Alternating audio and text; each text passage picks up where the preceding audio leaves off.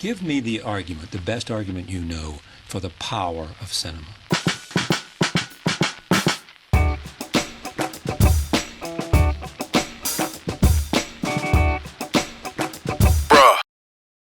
What's up, bro? What's up, bro? And welcome everybody to the show. This is Peliculas with the Bros. Watch it. Peliculas with the Bros. My name is Adrian. My name is Ivan. Welcome. And, well, feast your eyes upon these two beautiful Mexicans because they're about to take you to a multiverse of madness. Peliculas with the Bros is, sorry guys, I was just spitballing. I don't know what I was talking about there. Don't be so hard on yourself. Okay, that's pretty good. Yeah. Okay. I hopefully that content entertained you for a little bit. Like I said, my name's Adrian. This guy's name's Ivan over here, and we're brothers, and we talk about movies every week. We do a new movie. Ivan, what's the movie of this week? Doctor Strange, Multiverse of Madness. Yes, that is correct. We're a little late, but better late than never. Sync. All right. But before we get into that, thank you for listening. Thank you for watching. This is Peliculas with the Bros. Like I said, every week we do a new movie. If you like this kind of stuff, if you like podcasts, if you like shows where we talk about movies and culture of that kind of sort, every week we do a new movie, then hop onto YouTube, search us up, Peliculas with the Bros, hit that subscribe button, like our videos, leave a comment, we talk back. All of our commenters, all of our fans, whoever comment, we like to give them a shout out.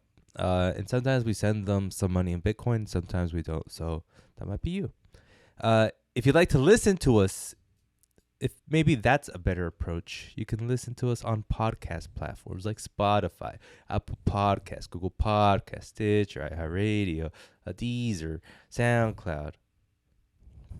That kind of enunciation was getting me annoyed. But anyways, Okay. that is that. And this is this. Ivan. Yeah.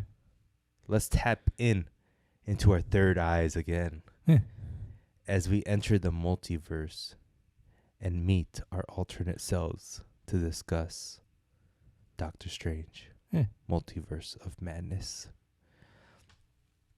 This movie is written by Michael Waldron, directed by the Sam Raimi. Wow. If you're a Peliculas with the Bros alum, you know that we are avid fans of the Sam Raimi. Raimi boy. What's his name? Sammy boy? The Raimster. The Raimster. We love the Raimster here on Peliculas with the Bros. I'm sure that's not going to help us in SEO, but there it goes. And we've discussed each and every one of his movies in a past podcast. So if you like that kind of thing, go check out the past podcast where we talk about everything from The Quick and the Deadly or whatever that movie was to Evil Dead to Spiderman. to The Gift. The Gift. Little known movie. But anyways, the premise of this movie, Doctor Strange, Multiverse of Madness. What is there left to do once you save the world and are a supremely powerful sorcerer? Probably be happy? Well, this isn't so easy for Doctor Strange, who has a broken heart from his failed relationship with his old flame, Christine. And what about Wanda Maximoff? Well, she is just succumbing to the Darkhold and trying to hold the powers of the dimension while wait. She's just trying to take the powers of a dimension traveling teenager to try to be with her fake sons, obviously. Will either of these two Avengers, Wanda or Doctor Strange, find happiness, or will they shatter into pieces lost in the search for happiness? With the cast of Benedict Cumberbatch as Dr. Stephen Strange. Stephen or Stephen? Stephen. Thank you. What the? Elizabeth Olsen, crazy, as Wanda Maximoff / the Scarlet Witch. Chiwetel Ejiofor as Carl Mordor. Chotil as Chotil Gomez. How do you pronounce Xochitl? And it's the Mexican version. Xochitl. Xochitl? Xochitl? I don't know. Because it's Mexico, so it's Ochitl. I don't know. Gomez as America Chavez and Rachel McAdams as Christine Palmer. Ivan, like I said before, this movie is directed by our boy Sam Raimi, the Raimster. And like I said before, we've talked about each and every one of his films, right? Spider-Man 2, Spider-Man, The Quick and the Dead, Darkman, The Simple Plan, The Evil Dead, Spider-Man 3, Drag Me to Hell, The Evil Dead 2, The Gift, Army of Darkness, Oz, For the Love of the Game, and Crime Wave in no particular order. That is actually a particular order, from worst to best. I mean, best to worst in my lexicon. But let's give the people out there a little synopsis about the Raimster. He loves to blend horror and comedy. Mm-hmm. He has memorable set pieces. He's in that category of directors who are stylized. Camera movement, the tone, the tone of the characters, how they act, sort of goofy, but with a horror tinge. But it's light on the horror. It's more on the comedy, right? Yeah. What else do you think about when you think about Raimi? Bruce Campbell. Bruce Campbell. You have to, right? It's like spaghetti and meatballs. Yeah. It's like a stromboli with some pepper. Cannoli. There it is. Stromboli with cannoli. He's also a director that I think is probably in the top 5 directors in my is Oh, okay. And then he's probably a top 5 directors in my what is it? Nostalgic meter. Like, how many top 5s do you I have? have a lot, baby. Jesus Christ. Ivan, you look like a young Peja Stojakovic. What did you call me? Peja Stojakovic. Page or what? You have an Eastern European flair to you. It's the German in me. Love it. You could be mistaken as like Croatian or Slavic, Slovakian. Romanian. Sorry, that was a tangent. You just reminded me of Racist. Peja Stojakovic. Top 5 list of like nostalgic directors. I guess it's the same list, right? The directors of your childhood. Tim Burton is on that list. Okay. Quentin Tarantino, Childhood. which is a weird child director that I love. He's on that same list, primarily because like when you're a kid, you're sort of impacted by the stylized things more so than like the meatiness of like a good movie. Sure. You like more of the flair of a movie, and I think his movies are like that. Where do you see the Raimster on your list of like what is he to you? Is he the Spider-Man guy, or is he just like? I mean, I just like the Spider-Man movies, but I wouldn't say I'm like a fan. Maybe I respect him. Right. I feel like he's part of an older era of directors. Maybe bygone era. When a Raimi movie comes out, are you like, gotta watch it? Yeah, I think because I've just seen all his movies and Spider-Man. Like, I think I have to at this point. Yeah. But more so because of this podcast, not because of like your affinity towards. I think films. without it, well, I mean, I got the affinity from the podcast. Right. But I did like Spider-Man before the podcast. True. So, I mean, like what chicken laid the egg sort Yeah. of thing. I agree. Here in Peliculas with the Bros, we like to look at how the sausage was made. Right, Evan? How much pork you use. How much pork fat you use. I don't know how to make pork fat noises. Well, you weren't supposed to make a noise for each thing. I felt like you were testing me.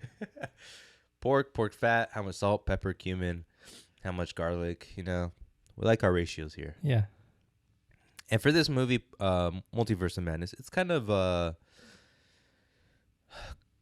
complicated in a way, but it's very reminiscent of recent Marvel films, which is interesting. So let's get into it. Scott Derrickson, the director of the last Doctor Strange film, was signed on to direct this film up until pre-production, and then he's like, you know what? I'm out.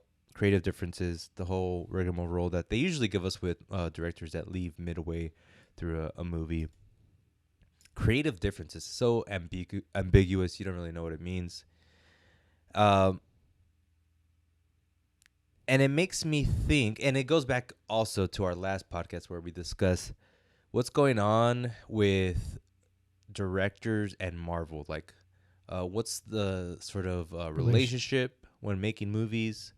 A we've seen a number of directors leave halfway through production because of creative differences. And my question, something I sort of want to explore, is which directors, or which or I should say directors, which directors have left a Marvel movie with like their stocks being higher, and which ones have left with their stocks being lower? Russo brothers higher. Yes. Taiki, James Gunn higher. Yep. That's it. Eternals just came out, directed by Chloe Zhao, and acclaimed director. She won an Academy Award before she made Eternals. Eternals comes out kind of a dud in Marvel. Whoa. In Marvel, what was it? In Marvel's. It's a dud as far as other Marvel movies are compared. And did she come out of that movie with a higher stock or lower stock, or is she still about around the same? I think if anything, the same. Like now she just has the training to do anything of any scale. Yeah. Yeah, I think so too. Like even though maybe the movie that she made probably wasn't the movie she wanted to make, maybe it was, maybe it wasn't. At the end of the day, her name is out there more. Maybe there's more opportunity for her to make things that she really wants to make. It goes back to the thing of make one for them, make one for me. There's another director duo here that I have that kind of like, I didn't even know them before they made this film, and I haven't heard anything from them since making this film. From Captain Marvel, the directors are Anna Boden and Ryan Fleck, the directors of Captain Marvel. And it's probably the same. Like maybe since more people know who they are, it's better for them. I didn't know them. And it leads me to the next question in that same kind of category where it's like, which directors left their imprint on the movie? Like, I went to this movie and I knew I was watching a X movie. James Gunn, Taiki, Raimi. Would you say a Black Panther directed by Ryan Coogler, would you say you left and you're like, yeah, definitely Ryan Coogler touched that film? Not really. Nah. That's the interesting one for me. Because when you get into directors who are more substance than style, like how do you spot the input, right? I guess you could spot it by overall quality of the film. But other than that, it's like, okay, Black Panther isn't anything but a very good Marvel movie. Right. But is that enough of an imprint, like, for a director to be happy, or? I don't think, first of all. I mean, obviously. But I'm thinking of like a director with technically no style. And hear me out, obviously. David Fincher. Like his style is kind of no style in a way, because it's like just framed perfectly. Not as perfect as like a Wes Anderson, but it's always like that following it. But you could tell it's his style, but it's not like anything super insanely unique. He just commits to his own like perfect pan of like a vehicle moving, that style. But it's not like a Raimi style where it's like and like yeah, you know? A zoom in camera, yeah. Or like Tarantino with the dialogue, or colorful whatever, a flair. Yeah. Who else? Taiki with his humor, James Gunn with his like edgier humor. But like Fincher has his style and his writing too. Well, I don't know. He doesn't really write, but I'd say he's more of a curator of what he gets.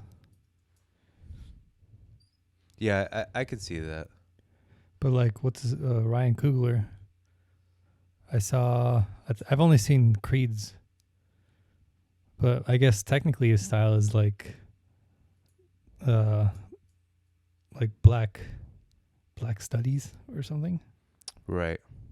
If that can be considered a style. Shout out to Kendrick. Yes. Jordan Peele. I think maybe he has to grow a little bit more because he only has like 2 movies. So I like to dig into that right there. So Coogler, to expound upon your point, I think it's not so much a style, but his thesis or like what he wants to hit on is like telling the story of the black people. Yeah. Of America, you know? Of Wakanda. And in this case, Wakanda. And sort of like imbuing his own experiences and people he knows, his close loved ones probably, or his friends or people he knew growing up, their experiences into his movies, which is a unique style because that hasn't been done given the limited nature of types of directors in the industry. Right. I think that's a pretty cool thing that he's bringing in.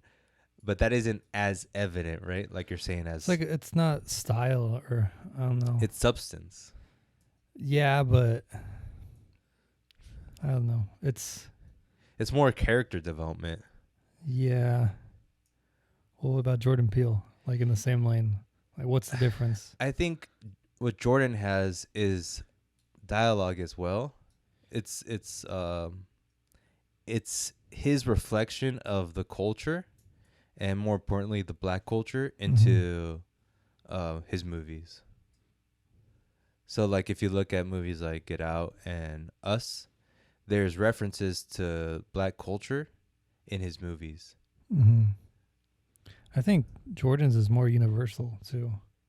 Like when I was watching his movies, or Get Out at least, like obviously it's like scoped to the black struggle, but I wasn't like oh, this movie's not for me. Like this wasn't made for me. Right. I can see that, and I think that's because he not only does he. I think it's because we're also in tune into the black culture because we're obviously partly black, but it's because we love hip hop and stuff like that. So like we're naturally inclined, and we're sort of in the internet age and part of it. So it's like as long as you're part of that kind of culture too, he touches on that. Mm-hmm. But I think when you take a look at his films in 20 years from now, they might be more dated than a Ryan Coogler film. Because you'll watch a Ryan Coogler film and you'll probably see it more as more relatable because it is kind of a character-driven movie. Where what makes Get Out and Us work when they do work is how it sort of talks about culture without really talking about culture. And the culture is like present time, almost like comedy. Like when you watch a comedic film, it's as funny as it is in that time. I feel like it'll only get dated once like racism is done. Yeah. Because what's Blazing Saddles? Yeah. Still relevant. Correct. Maybe in 100 years we'll cure racism and it won't be like people laughed at this. What's so funny? I don't get it. Yeah. Like progress makes art bad. You know? That's kind of weird. I'm really interested to in that. With that mindset, I'm interested to watch Get Out 20 years from now and see how it holds up. But I wouldn't be interested to watch Black Panther and to see how it holds up. I feel like it would be the same. Like I don't like the only black struggle in there was Michael B. Jordan because he grew up in America. Yeah. And his thing is like I was treated horribly. Let me get your weapons and I'll make us equal. Yeah. And maybe in like 100 years be like, what do you mean? What was wrong with America back then? You know? Not that people are going to be ignorant in the future, but I think that I honestly forgot about that mini storyline where it's like, I guess it's not mini, but the idea of Michael B. Jordan's character being the American gangster, whereas Black Panther, what's his name? The actor or the? No, the character. I don't remember. Black Panther, he's like royalty, Yeah. and how like when you grow up in the hood, you're gonna be at a disadvantage. That's a good little cultural thing, but I think that can go. Everyone can relate to that. Like you could look at the ancient civilizations and say, yeah, of course, it's always been like that. Back to the film, because that sort of sets up a question I'll ask about Raimi later once we discuss this film in its entirety. But back to the film. When Raimi jumps onto this film because of Scott Derrickson leaving, what did you think? Do you remember how you felt? I was excited.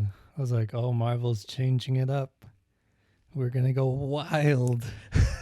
We're going to go wacky. Weird and weird. Yeah. It's important to note that, like, when it was announced, or it's still like this, but, like, it's his first film back on the Marvel titillating, you know? He's been gone since Spider-Man 3. No, Oz. Or are you... Okay, go. Never mind. Spider-Man 3. And to return to Doctor Strange is like, oh, wow, like, this is a big deal. Yeah. The guy that made everything blow is back, and he's doing it again. Yeah. But what sort of disappointed me was that he wasn't starting from the beginning. Yeah. Like, the movie wasn't given to him with the thought of like, this is your movie. Yeah. It's like, we need someone. Can you do it? And he said yes, which sort of what I didn't like. And I wasn't too excited for this movie with that idea, because I'm like, I want him to be the owner of this movie, not just like a hired hand. Mm-hmm. And that being said, I didn't expect this movie to be that good. I expected it to be like just like an average Marvel film. Okay. After watching it, I'm 30% right, but 70% wrong with that. Okay. What'd you think about the movie Doctor Strange, Multiverse of Madness? An enjoyable watch. Gritted teeth. An enjoyable watch. I agree with that. I think the movie didn't totally work At all. like, it didn't totally work as far as like it all being of a voice. Okay. It felt sort of like patched together. Okay. Like different tones. Obviously, all films have like different tones, right? There's like sad parts, there's happy parts, there's funny parts. And you would expect a Raimi movie to have a lot of tones. Knowing Raimi, he loves like horror, he loves comedy, but then he always has some drama into it, right? Mm-hmm. But that's not really what I mean when I say it feels different tonally from like the whole thing together. It just feels like part of the movie was made maybe by someone else or made in a certain idea, and then as he got more comfortable, Raimi started imbuing his style more. Okay. That being said, I still think the movie's an okay to good movie. It's not like a horrible movie. It just doesn't feel like, it feels like a quilt that you made in like a... Remember you used to make quilts in like elementary? Didn't you make a quilt before? I don't remember. Like a class quilt? Like everyone put their own little like pattern? I feel like everyone did that. It feels like that, like a big quilt with a bunch of different patterns on it. Okay.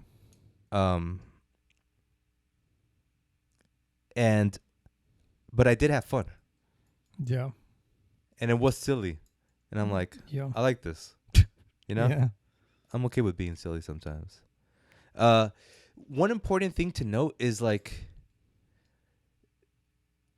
that the last Doctor Strange film and this movie are two different like types of movies entirely. Yeah.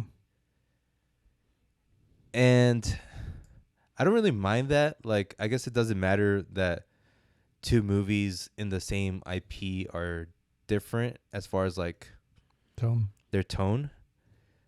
But it's just interesting that like the first Doctor Strange was more like a Captain America, like serious origin story with a little bit of barely any humor, but it's pretty serious, you know? This movie was like a kid movie, kind of wacky, kind of funny, and there's horror in it. Yep. Did you mind that at all? That there was like two different tones? Yep. You did? Yep. What did you like better? The first movie's tone or this movie's tone? I don't know. I don't care about tone in any way, shape, or form, buddy. There we go. Whether it's monotone? Tritone, I don't know. That's a bad joke. What's the question? The fact that did you care that these two movies are like completely different, made by like two completely different people, and you can clearly tell. I think it's just more of an issue of Marvel a little bit too into the web they're making. Uh-huh. Like, I feel like Raimi didn't write this, but maybe he co-wrote part of it. I just see like it was written by this dude, and he had to hit specific story beats, and then they gave it to Raimi. And he's like, you could do whatever you want, but there's a very strict plot line you have to follow. Mm-hmm. And you could add maybe some more here, a little here, like this is your playground. You can't play around right here.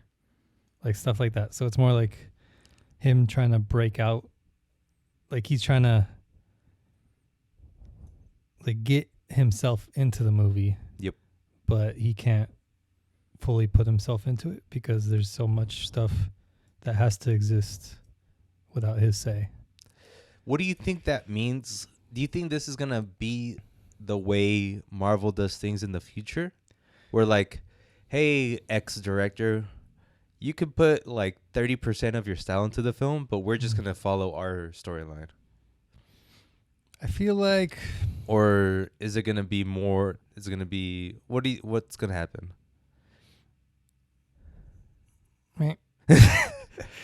I think it'll depend on the movie. I just think Doctor Strange had too many strings that they needed to solve. Like the endgame plotline of him deciding people's fates. Yeah. And then WandaVision having an effect on his stuff. Yeah. And then they want to go into multiverse more. And I don't know what they're kind of doing now, because I thought it would be a huge kind of break into the multiverse, and now like they can do anything they want. But this movie made it seem like that was kind of like their last step into the multiverse, besides like the end credits. But that kind of seems like it's just Doctor Strange who's going to be jumping around, which is not really what I care about. I cared more about like, here's Loki in Earth 121. He is a doctor. He's the Doctor Strange. And we're just having fun. Like, like there's no line anymore. We're just multiverse. Maybe at the screen, like in the start credits, the beginning, it just says Earth 111. It's like, oh, I love Earth 111. That's my favorite series of the Marvel franchise. And that's just how it's going to be. But it doesn't feel like they're going to branch out. Like I just see like another endgame sort of plot line where they're just trying to get to this point, which is kind of what I wanted, but I think they should just be a lot more loose with what they're doing. Yeah. There's a couple of things there. Like, one is I don't really know. Obviously, they could do whatever they want, but I don't know how multiverse it gets in like Marvel canon. Mm-hmm. Like, I know there's different Earths / universes that they go to, and there's different superheroes there. Mm-hmm. But I don't think there are that many universes that they go to in the comics, right? Yeah. But obviously the movies could do whatever they want. It's not like they're adherent to the comics. Secondly, I kind of feel you that I did kind of think that this was just gonna open up like 5 different universes, and there's gonna be X-Men in here, and then Yeah, I thought like they would combine, like this movie would be end credits, X-Men exists. right. Well, Yeah, yeah, we'll get into that too. But at the same time, is it that bad that it didn't happen? Like, I'm sure X-Men and Fantastic Four are obviously going to be introduced somehow. The fact that they're not being introduced right now through the multiverse. I just feel like they're taking too long to get to this point of X-Men and Fantastic Four and this existing. I know Fantastic Four is happening, but like this movie easily could have been like, no, Doctor Strange, you failed. The multiverse is colliding. People will be lost. Uh-huh. And X-Men comes in, Fantastic Four comes in, and then just like kind of a comic book reboot, you know? How they Yes. always do that. It would just be a reboot of everything. Keep the fun characters, and like people are like, I could see people saying like, oh, how convenient that the fun characters stayed, but the stupid ones got deleted or whatever. Yeah. But don't take it seriously. Yeah, I see that. We'll get back into the multiversal aspect of this movie, but back to the point of the first movie and the second movie being 2 different types of movies. I even would say that the first half of this film and the second half of this film have different tones. Mm-hmm.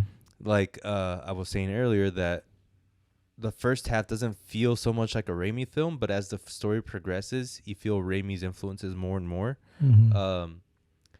Most notably, like the second half there's a lot of horror aspects to it. That was a lot. I was like, what the? Yeah. He's just straight up ripping his own movies. Whereas in the first half, it was basically like a kid's superhero film with that America Chavez, whatever her name is. America Ferrera.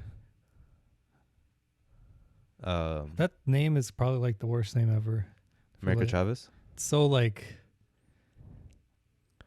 pandering, like the perfect Mexican. She's named We'll get into that. America Chavez. We'll get into that. I have a whole thing about Mexicans. Okay.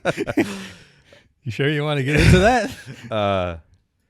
So yeah, like the fact that there are 2 different tones of films, like what really threw me off, and it's something small, but I didn't like, is like when America opened the dimension, and then her and Doctor Strange are traveling through the universes in like one scene where they're going like through 20 different universes, right?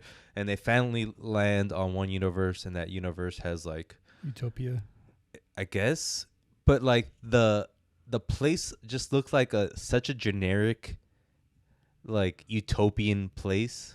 It looked like something that they made in like an ABC show, fantasy epic made. You know, like it was so low grade to me. And the type of people, they were just like all in like similar kind of suits, you know, and similar fashion. I'm like, that just doesn't look right. Mm-hmm. And more importantly, it doesn't look like a Raimi film. Okay. It just looks like a cookie cutter superhero film. Why would you just put that in here?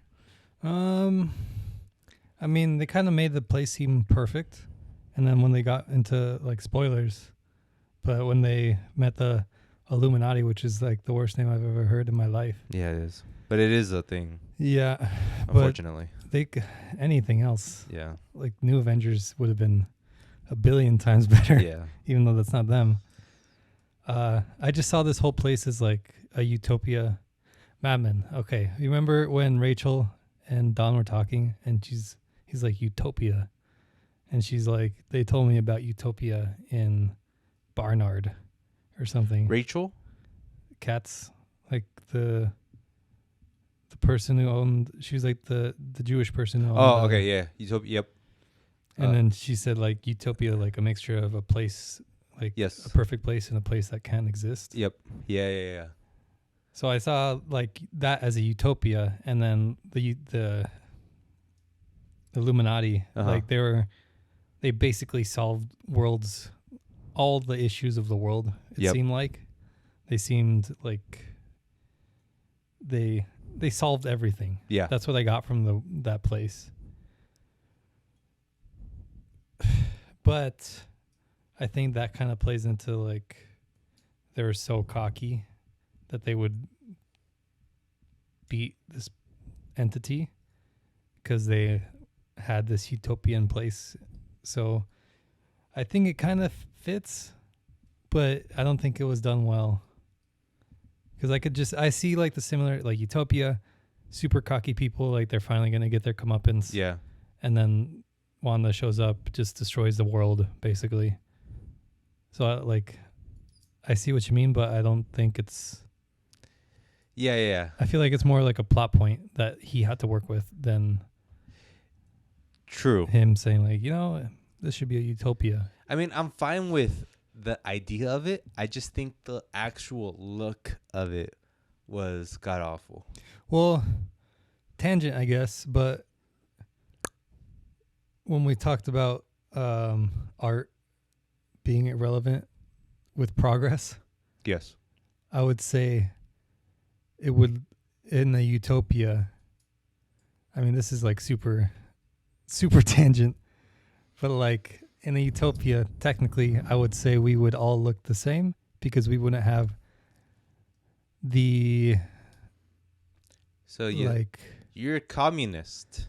A bit. You're a communist. Oh my God, my brother's a communist. A bit. Giving me Peja Stojakovic vibes. A bit. You Slavic. They would all look the same because they wouldn't have like that thought of like, I have to look good. I have to be unique. I have to show how unique I am with my fit. But in a utopia, I would say they're so advanced that they would think like, I'm unique from my mind. Yeah. I don't need... Communists would say that. They would, but they're right. But you know what I mean? I do. I agree. But like, it's also a Marvel film. Like, I extracted that from my own thought process. Yeah. It's not like they were. Maybe like one writer was like, "Ooh, I'm gonna put my little philosophy into this," and now nobody actually cares, and it kind of made the story worse. That writer would be blackballed if this was the 1940s, outed as a communist and dragged on the street, asking for crumbs. For pizza balls? Pizza balls. That freaked me out, do you remember? Yeah. I don't know why, but when she said that, I was like, what? Because I thought it was real, but I looked as like, that can't exist. Like, it just doesn't make sense as a food. Because like the cheese would drip off the edges. And it's messy. Yeah, and how do you grab it if it's all like greasy? Uh-huh. And it's just not the optimal way to eat pizza. Like, what's in the middle? Just bread? I was like that was the scariest part of the movie for me. It goes back to the thing we talked about, like body parts that creep you out, like the finger stuff. Oh, that's your version of the finger. That can't exist. Food that isn't right. You're like, no. This movie is primarily a Wanda Maximoff film, correct? Yes. It should be called Wanda. It should be called like Strange and the Witch. A Strange Tale of Wanda. Like Wonder of Wanda. Oh God. Where did we leave off with Wanda? So, as all of you probably did, we all watched WandaVision, right? Yes, I did. Okay. She defeated Agatha, which was another witch, and she became the Scarlet Witch. Yes. You didn't watch it at all? I did, yeah. Oh, the heck. Why were you like... Never mind. But I'm asking because while watching the film, I kind of forgot where I left off with her. And I had this incorrect memory, which is funny, that at the end of WandaVision, Doctor Strange said, like, I need your help. Okay. And then, so, like, I watched this film, and then I went to Disney Plus, watched the very end of Wanda. I was like, oh, they knew, they had this already kind of set up this way, where she was, like, reading from the Book of the Damned, whatever. And I was like, dang, I can't believe I had a completely different memory. But in any case, super powerful. She's a Scarlet Witch now. Mm-hmm. She is devastated by not having her sons, right? I feel like she could have made her sons, like, with her powers. Right. as powerful as she is, why can't you just create an atom or something? Yep. My question for you, and this is kind of a larger question of like, does Wanda / Scarlet Witch make any sense in this film? Mm-hmm. Why is she evil? Like when we last left off, she was kind of evil in WandaVision, but she was kind of like she broke her own brain. Yeah. And she escaped that. But then in the last scene of WandaVision, she's messing with the Book of the Damned or whatever that thing is called. Why is she evil right now? Bad writing. Got it. The way I think they always wanted her to be evil, but the way I interpreted the show, and if I interpreted it this way, many people also did. I interpreted it as she obviously made these mistakes, and she's like super traumatized from it. But by the end, she realized, like, I can't do this. I can't hold on to my sons who don't technically exist. And even though everyone hates her, she has to just like live in this cabin. Yep. But she's also the Scarlet Witch, so now she's like, I thought she like ascended to like her final form of a hero. Frieza? Oh. Super Saiyan level 2? Something like that. And I thought she was going to be like, just like a hero. Well, like a super powerful one. Yeah, with like a bad past.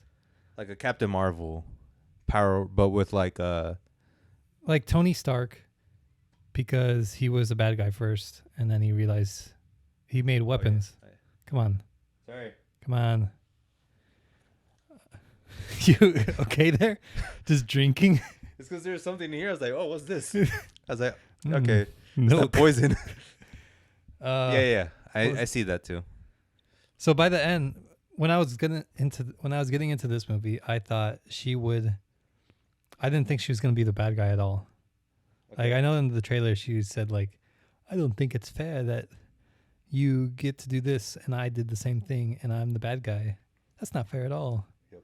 But like, you can't compare. Like, you put people in prisons basically.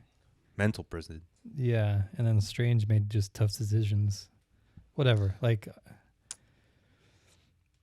I saw her point, but I didn't think she would be a bad guy. Me neither. Obviously. Yeah. And then in this movie, she was the like whole bad guy. I was like, oh.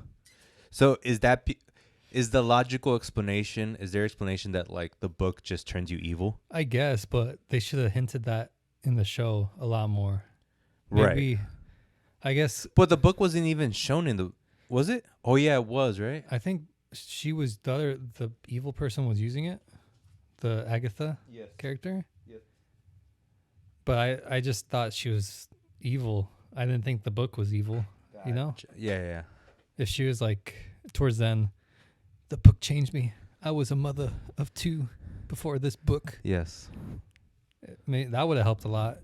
So I thought when Wanda got the book, it would be like her final form. Now I can be this god mutant. Yeah. And Doctor Strange, she's like, I need help. Get more people like you. Yeah. You mean mutants? Boom. They all exist. Welcome. This is Cyclops. And he's known for his extraordinary powers. And he's handsome. This guy, little hairy guy over here, his name's Wolverine. Shink. Suburb. What does he do? You don't want to know. He kills. He murders. And this particular lady. Clink, clink. Who's that? Hi. I'm Jean Grey. Stupid. Why did she turn on fire? She has this alternate personality. Her name's Phoenix. Fire. So bad. No wonder Marvel hasn't come a calling. Yeah. Yeah, that would have been cool. Like, they should have done with the multiverse hopping. They should have went in one universe where like mutants were the big dogs and it wasn't Avengers. And then Yes. they could introduce like Wolverine or not even just have like some side mutants. Doesn't need, like if they didn't want to commit to The big guys. a Wolverine right now, just have like the ice dude in ice form so you can't tell who it is. Classic. You know? They always do that. And just like a bunch of side characters. Have Deadpool be there, you know? And then at the end, the multiverse. Like it just cuts to Loki. The multiverse.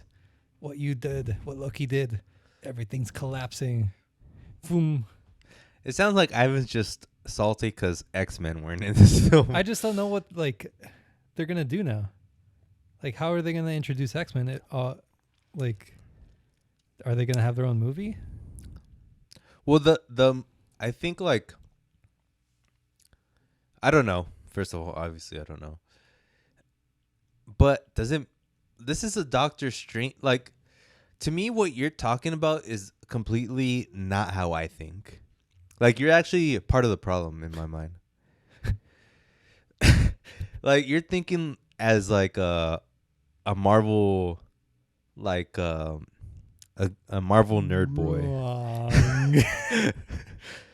You want everything to be like, and then what? And then what? And then what? You know? Yeah. And that's exactly what Marvel / Disney want you to feel. Wait, let me eviscerate you first. Technically, that's not wrong because like that's sort of what this content is made for, and what it's gonna keep doing. But I would just like a great Doctor Strange story to be told. Yeah. And if they have they have something that introduces the next thing, that would be good too. Mm-hmm. Or a stinger at the very end that introduces the next thing, like they did in this film. But go ahead. You forgot. Let me drink my peach mead in my Harry Potter cup. Disgusting. I'm just waiting for the payoff for WandaVision and Loki, and I thought this was it. It was it. Well, But if this it was for WandaVision, but not for Loki. But like, I don't want huge like expanding arcs like this. It's like But it's already paid off. It's not expanding Loki. him. Well, that's gonna be told in the next one. Whatever, like. But if they're both multiverse things, I would think They combine. yeah. I guess it's not a bad thing that I'm confused. Like, I can't predict what they're doing. Yeah. Like, that's what they want. Yeah. You know? But if this is the multiverse of madness, I think there should have been more emphasis on the multiverse. But they were in the multiverse. But like, It doesn't have to. It didn't feel like it was the same superhero movie. Like, oh, problem shows up, we did it, we fixed the world, which is kind of like going against what Marvel's been trying to do for a bit, like the ramifications of Endgame and all these shows. Like, I thought it was going to be a little more flip the script of heroes aren't actually saving many people. Okay. But I see that. that's like, and I would prefer that over we did it, we killed millions of people to save the world or whatever. Like, I think they would benefit from pivoting into showing these heroes as actual monsters a little bit, or like give them flaws. I mean, the end of Doctor Strange too was weird when Charlize Theron showed up. Theron showed up, and I was like, who the heck is this now? Like, what's going on? And then he's like, let's go. Almost literally. Yeah. With his third eye that I guess he controls now, or is just part of him. Yeah. So that was weird. Like, if he was kind of depressed, or I don't even, not depressed, but like, it just feels like if he grew at all in this movie, it was deleted with that scene of him being happy to go on another adventure of people probably dying.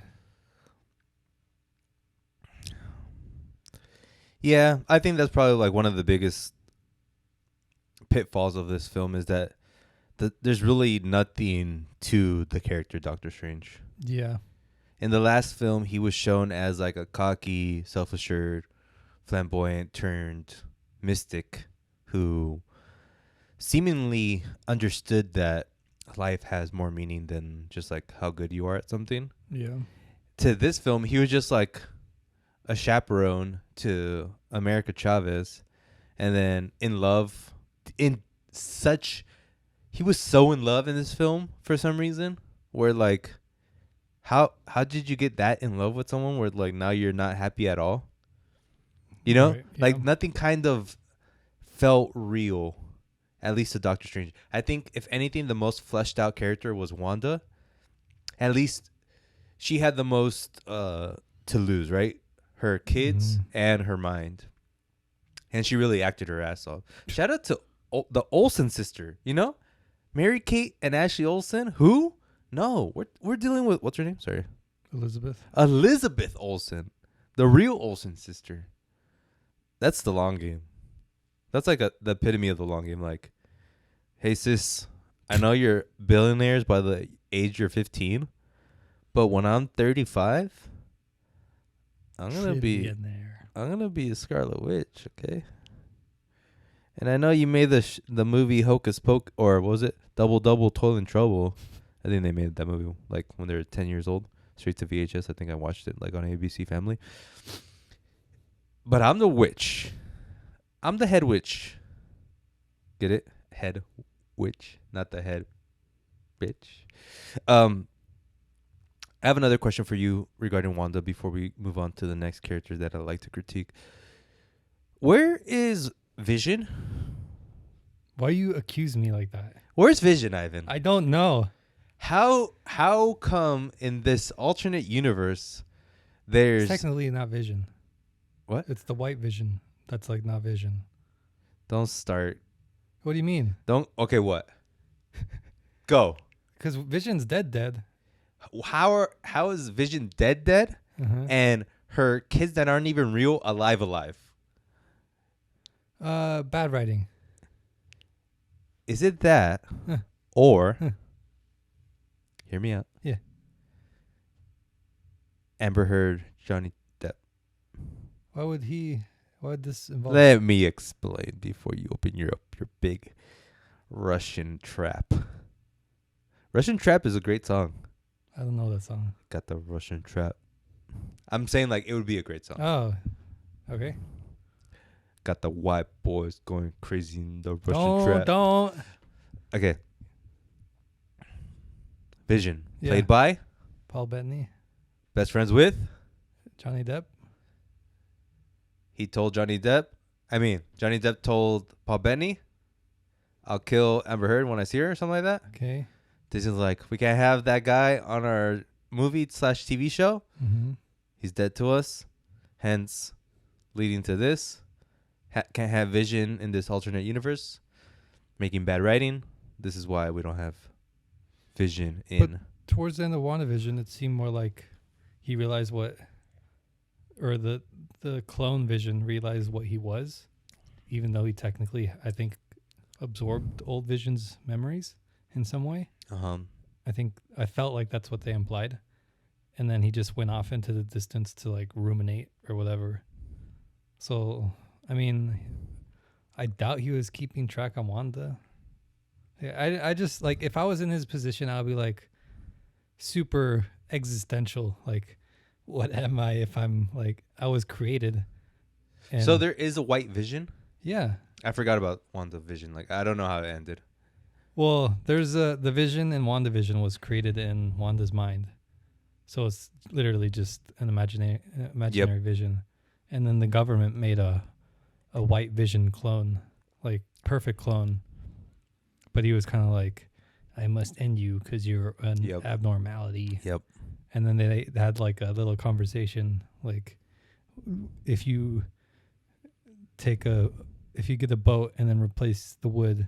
Oh, great line. And then he's like, does not compute. And then that's when he like, I'm gonna say that to my son. if you get a boat, Yeah. Yeah. And I'm gonna see how robotic does he not compute. my main gripe is these kids are in an alternate universe. That Yeah. means there's alternate universes where Vision is alive. And in none of these universes, they'd want to see Vision. And that's because of bad writing caused by Paul Bettany being linked to Johnny Depp. That's my main takeaway. I don't think it's. I think it's that. Nah. If I don't know that, the normal person's not going to know that. And I think Disney's smart enough to be like, that doesn't matter. Can I just take that? Can I have that? I mean, sure. Okay, thank you. Let's talk about the next character, America Chavez. You were talking about earlier that America Chavez is, well, we were talking about this, but Made by like a PR group.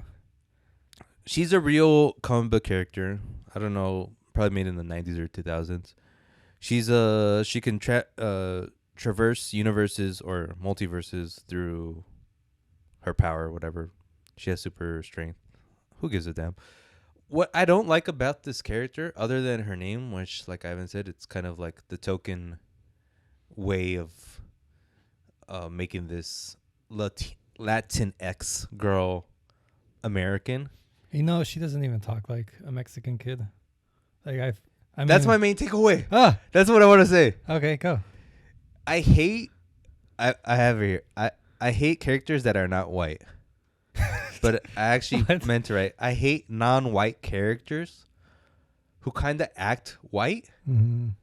and have like a very tiny bit of their ethnic part in their film, you know? Like, hola, Doctor Strange. Yeah. Like in the How are movie, you? she's like, yes, the way. I'm like, She didn't say that. yeah, she She did. said, wait. She said, way. Okay, I don't like that. And I was like, oh man, how do I say this? Like,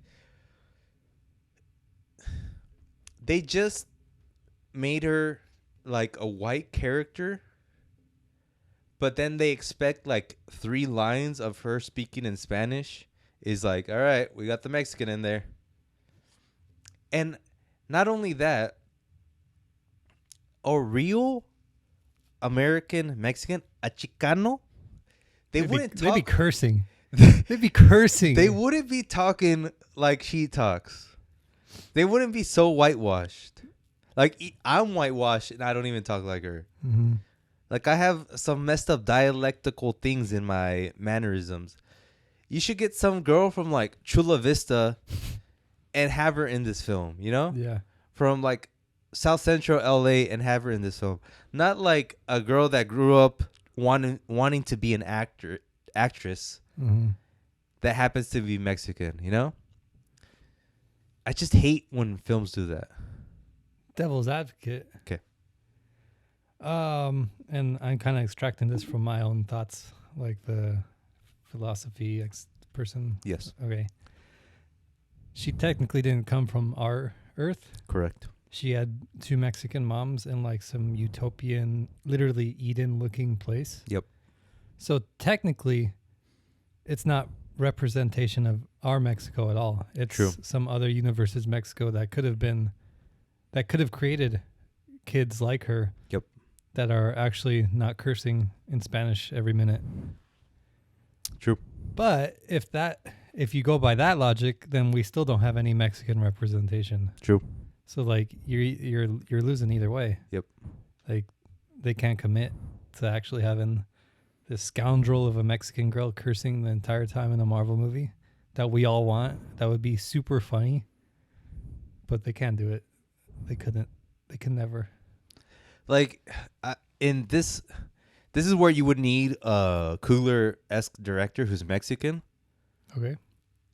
who's like, let me make a Marvel movie with Latin stories, you know? Okay.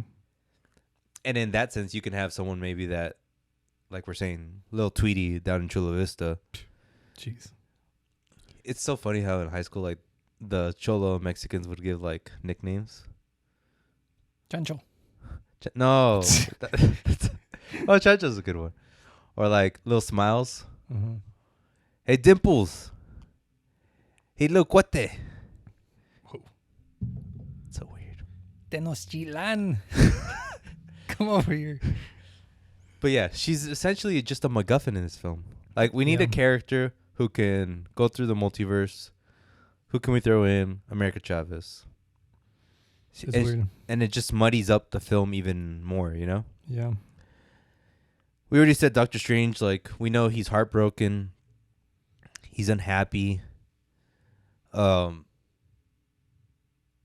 He's all powerful. He's even more powerful than before. But we still don't really know who he is. Yeah. Like, the first film sort of set up, like, who he is. This film doesn't really expound upon that. I think it does, but I also don't care who he is. That's a 'Cause, good point. like, his reasoning for being a doctor, and this is kind of, I mean, they say this, but I kind of had to, like, think it out. Yeah. His, Thought it out. Don't Oh, bring that trash. okay. He's a doctor because his like sister died in a frozen lake, and he couldn't do anything. So now, See, I even forgot about that. yeah. So now he's saving as many lives as possible. That's why he actually became a doctor, and that's like a characterization right there. But like, I don't really care why he became a doctor. Like, he's Doctor Strange now. Like, he doesn't even really save lives. If anything, he killed like 4 billion people. Well, he brought him back. Sir, you're the worst doctor of all time. Yeah. You killed more lives than saved.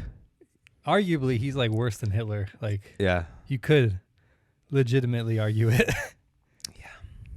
So, like, they should lean more into who he is now more than like why he became a doctor, who he's not even a doctor anymore. Yep. Good point.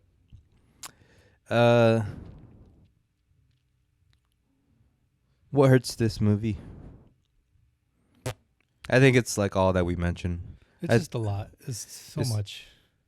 It's a lot. It's I think they could have done it just like, I think, like I said, maybe if Raimi was in the helm from the beginning. Uh-huh. But it's not like Raimi's this mastermind of a character development guy. He's more of like, he's going to give you the cool stuff to see.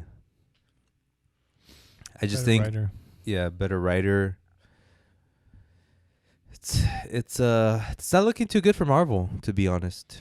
This is like a red flag for me. Like, first hard red flag of like, and you get 3 red flags total. Would you say it's a red flag, not so much because like the movie's a bad film, but just that like it sort of didn't really work? Like, the movie's not bad, right? Yeah. But you would expect a lot more.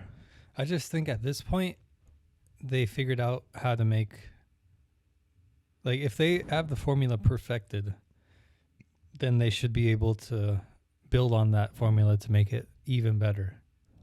Like, I don't think, this is generous, but like, I don't think we should be having 7 out of 10 Marvel movies anymore. Like, we shouldn't have mediocre anything at this point. But I think that's gonna be the norm now. Yeah, but I think that's because of all the strings they have attached to everything. Like, their strength is now their weakness. Yeah. I think it's also, I was like listening to something a podcast, they were saying that it's more Disney's fault than Marvel's fault. Like, Marvel wants to tell like the best possible Marvel story, but Disney's like, we got Disney Plus and we need you to feed into this system as much as possible. I don't see how they would. I don't know how they're going to do this, like, at all. Because Endgame was so massive in scale, like, armies of heroes just popping out, fighting Thanos. Like, that was so, like, and, like, I can't even imagine how they're going to make a bigger than that for, like, Galactus or Doctor Doom, you know? Like, how, because they have to keep getting bigger and bigger, because that's their curse. That's kind of how Marvel, or how, that's the weakness of comic books itself. Yeah, it is. So DC is like in a good place right now, because they can not have these ties. I think the smart thing to do is don't do another big bad. They have to. I don't think they have to. No, I mean they don't have to, but they will. They will. I don't think they will. I think they will. Because I think they will, but they're not going to try to make it as big. I hope they don't. I think it's going to be more about quantity over. I don't want to say quality, but like they're just going to fire at a faster clip. They're basically becoming the comic book. They're becoming the comic book right in front of our eyes. And the history behind the comic is that like the first ones were amazing because like there's the first time anyone's ever seen superheroes in a comic book format. Mm-hmm. But by the 50s, by the 60s and 70s, people were just like done with it. Mm-hmm. It's gonna happen, but they're gonna squeeze as much money out of it as possible. And like Marvel storylines aren't that good to begin with. That's like, true. There's good ones, but they're not like. There's very few that have the iconicness that like DC ones have. Mostly Batman, honestly. Yeah. But still, DC has like a lot they can do still, and like they could use all the animated series because that was the animated series for Justice League was all good, and they could just use that as a template if they ever want to do anything, and they use all the heroes there, all the villains there.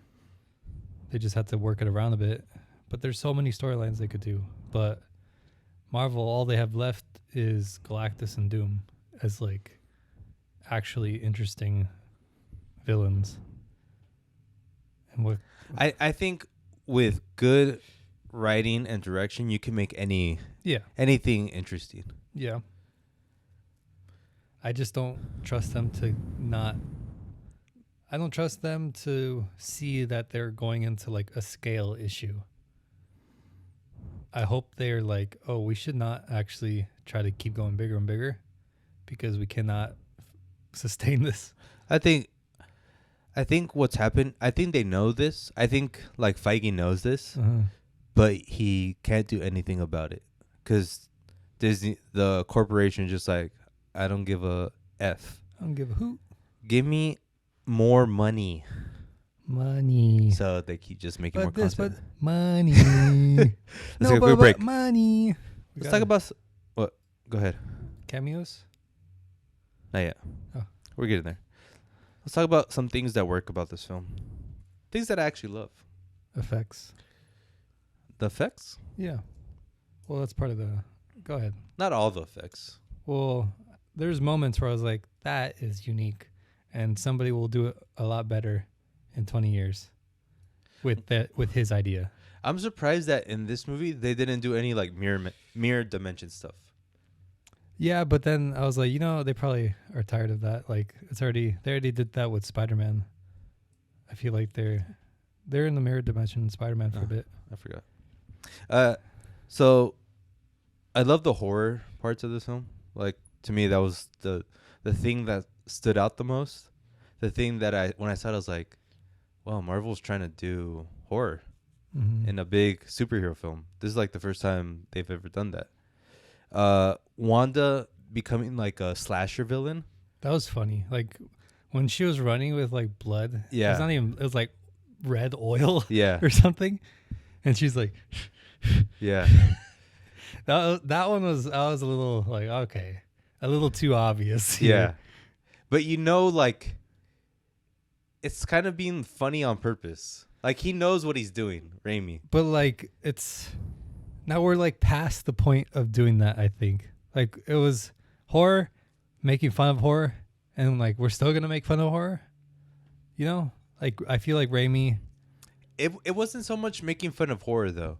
To me, it's more like I'm gonna introduce this horror element, and it's gonna be it's gonna be funny for like enthusiasts, the people that know me, but for the people that don't, like the kids, they're gonna be kind of scared. I guess. But still, I mean, I know him, but I'm like, all right, you got one shtick. Let's see something else, Raimi. But I thought the opposite. I was like, all right, Raimi, I see what you're doing. Like, but then yes, and then he did it again with the. Dun-dun. I know that's sort of what I like though. But it feels like going back to the well, and I mean, But it's going back to his well. But it's brand new for Marvel. Like a 10-year-old kid never saw that, and now they're like, oh, that movie's scary. But then I think that's still not good because you're just remaking things in a smaller scale. First of all, it's the biggest scale imaginable. I mean, no, that's not what I meant. Okay. Like remaking that little thing. Like, because the issue now is like, not now, but you remake old IPs and all that, right? And now smaller scale is in you remake that scene, that iconic. Okay, you just remade that, the iconic hunting thing. Okay, you remade that. Like that smaller scale is what I meant. Gotcha. And But that's the first time for someone. It's just like the first time I heard any P. Diddy song, and I'm like, I love this beat. Actually, it's made by an artist 20 years ago. This is just your first time hearing it. It's a sample, you know? so he's sampling. He's sampling himself and other classic horror. I don't know. And for an old head like us, or for some of us old heads, they're like, no, that's from the original. Don't do that. Do something unique. Evil Dead. But for a 10-year-old, they're like, that's the first time they saw something scary in a Marvel film. And that's probably why they're going to want to watch this 10 years from now. Like, oh, I remember when I watched Doctor Strange Multiverse of Madness, I actually got scared. It was the first time I saw a Marvel superhero film, and I got scared. I guess. But I'm just always against the idea of reusing things like that. So, but then you're against sampling in hip-hop. No. Yeah. Adrian, can you cut this? You're in a Catch 72. And No. I don't think it's called Catch 72, but I'm saying Catch 21. Yeah, Catch 21. I don't know if it's 21. I think I'm allowed to contradict myself. Okay, so I like that. Zombie Doctor Strange, I like that. That was weird. And I love how, like, you knew once he buried his old version, I'm like, that dude's going to come back alive. It's a Raimi film. That thing's going to come back to haunt someone. And it did. When the demons were, like, attacking him, and then his Christine's like, use the demons. And he used them to fly.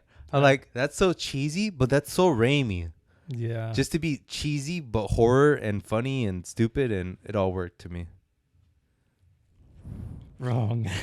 That's the thing about Raimi too. It's like he's kind of one of the cheesiest guys. Like he's campy. Yeah. Look, I've been developing this philosophy over millennia. He's just like conjuring it. Yes. No. Restart. I just think, like, because I've been watching. Let me start over. When I was born. No. This is a tangent, but it's related. I'm here, baby. Okay. With comedy, I see, like, there's a trend of being purposefully unfunny to be funny. And I think that I really don't like that comedy because I think it's just super, super easy to know something unfunny. Can you give me an example? Like, just a meme of, like, Shrek's face warped and then burned, and then it just says, blorp. It's, like, super nonsense. Where's that? Like, Instagram? Like social media? Just around. Even, like on meme. TV, you see that kind of thing? Oh, no. But that's just, like, a meme example. Okay. I don't think it's so much. I don't know how you would do that in, like, a movie. Well, this is the connection. The intentional cheesiness is similar to that intentionally being unfunny. Okay. So, like, you know when a shot's ugly if you just, and then, like, you could just see the eye in the frame. Like, obviously I'm doing this on purpose. Obviously I know that's a bad shot. Right. Because it's so obviously not a good shot. Right. And I don't like, I'm beginning to form that philosophy of, I don't like when artists, I mean, I don't even want to say artists. Oh God. I don't like when artists are intentionally unfunny to be funny or intentionally bad to be good, you know? Yeah. Unless it's so precisely made to serve this. Side tangent. Kendrick, there's a part in the song where like the piano is played badly during an argument song, you know? And obviously that's bad, but it's made to serve the fact that they're like unhinged. Yes. And that makes sense. So you could see that and say like, that's literally bad music. Yeah. But it serves the music. Yep. But I think that's kind of different from saying a Shrek blorp. Yep. And then it's like, haha, I'm so unfunny. Isn't that funny? Okay, so I'm so cheesy. Isn't that funny? Isn't that cheesy? That I intentionally was cheesy. And I'm not saying that's wrong because you like that, whatever. right. You're stupid, but that's fine. That's your life. But it just, I don't like that at all because it just feels so easy. Because I could be Right. cheesy. I could be cheesy. I swear I could be. Like anyone could do it. But like that precision of knowing it's good because it's like just like taste, you know? That's a lot harder to have. That's a lot more rare. I think it just comes down to like taste though. Yeah. Because what the reason Raimi does that is because that's what he likes. Yeah. Or maybe, like you said, because it's easier. And if it's easier, then that's the issue to me. I think he makes it and he's like, that's fun to do. I just like being cheesy. Yeah. I'm not knocking that. I am knocking that, but You're knocking that, but as far as like your own taste. yeah. So it would be like a demerit on my side. Yeah. Because like, Where it might be a merit on my side. there you go. It's a good take. I mean, it's a good way to explain why you don't like. Yeah. It's a reasoning, Yeah. but he sucks. I had to say it. Cameo time. Wait. Come on. It's what they've been waiting for. Have they? I like when he's like, it's going to take more than killing me to kill me. Remember that? Yeah. Is that like another thing that you're like, oh, God? I don't know. It's just Raimi gets a slightly better pass. He has because it's tough. Evil Strange versus Good Strange. The Third Eye. Fighting with the musical notes from sheet music. I thought that was really cool. Yes. Even though cool, it didn't but make like any damn sense at all. I'm like, why would he look at that? He's like, I can use that. But I was like, I love how he just set it up. And it goes back to Raimi set pieces. He knows how to do it. That's why he gets hired for these kind of things. My rationality was that like his magic relies on like his thought process and the things around him, and it's more powerful if there's things around him he can use. But that's my own thought process. That's my logic, and there it is. Yeah. I like when Strange, like in the very beginning, he's fighting that octopus monster or whatever. Yeah. And he summons arms to pick up like a big piece of like metal to throw at the monster. And the arms are like a beast arms. And I'm like, Raimi's here. Because I like the idea of like, Raimi's like, why not make them everything monster related? Yeah. I like that. How happy was Raimi when he was like, another Book of the Damned? God Sign me up. What if they're like, we want you to make a Doctor Strange Multiverse of Madness? Nope. It has great actors? Nope. You're going to make 20 million? Nope. Book of the Damned. Sign me up, baby. And then what'd you think about Bruce Campbell? I'm tired. Adrian. It was like, what was his name? I don't know. He had like a hilarious name, didn't he? I don't remember. It was just, I don't know. I want to see someone's reaction who doesn't know. Yeah. I'm sure it's just like a funny little whatever. But it's such a long moment in the movie where it's like, This has to be something. I don't know. I would have to talk to someone who has no idea who that is. What it is just that it's a cameo for his best friend. Yeah, but like, come on, get life. All right, Evan. Actually, one more take, and then we'll get into that. Actually, I have a couple more things. Better hurry up. Go. To me, this movie is what I was first thinking about it. This movie is what Crime Wave should have been. I don't know what that even means. Let me. Okay. This is my take. This is Doctor Strange: Multiverse of Madness is what Crime Wave should have been. But then it made me expound upon that, and I was like, no, this is what Spider-Man 3 should have been. And this is the take. Lots of storylines, lots of different tones, funny, weird, horror, comedy, action. Something that Crime Wave had, something that Spider-Man 3 had. So let's talk about Spider-Man 3 specifically. It had all those things. But and it has like those iconic scenes with Toby dancing, and everyone remembers that. But everyone also remembers that it's a bad movie compared to the other Spider-Man. And there's history with Raimi not getting along with the executive producers, with the studio, saying that they want like different characters in this. Yes. He wanted different things and blah, blah, blah. Ended up being a movie that he probably didn't agree with. Totally didn't have all the creative control. And in this movie, kind of the same setup, with the one difference being that I think in this case, he was okay with the studio having the creative control. Okay. So a lot of different tones, comedy, action, horror, funny, whatever. A bunch of different characters that he had to tell, a mix of every kind of emotion. And he didn't have creative control, but at the end of the day, he was happy making it just because it was fun. He acknowledged like, okay, I'm going to work for hire. Yeah, I'll do it. Okay. And I understand that I don't have final creative say of like all these things, but I'm okay with it. Okay. And I wonder how that impacts the film. So when you look at Spider-Man 3 in this movie, like what is a better movie, given that I think the director's same constraints, but with a different mindset from the director, where he's like, I'm okay with this version. I'm okay with this movie because I came in knowing that I wasn't going to be the final guy to make all the decisions. And in this one, he was kind of upset the whole time because he wasn't able to make the film he wanted to make. Or at the end of the day, does it even matter?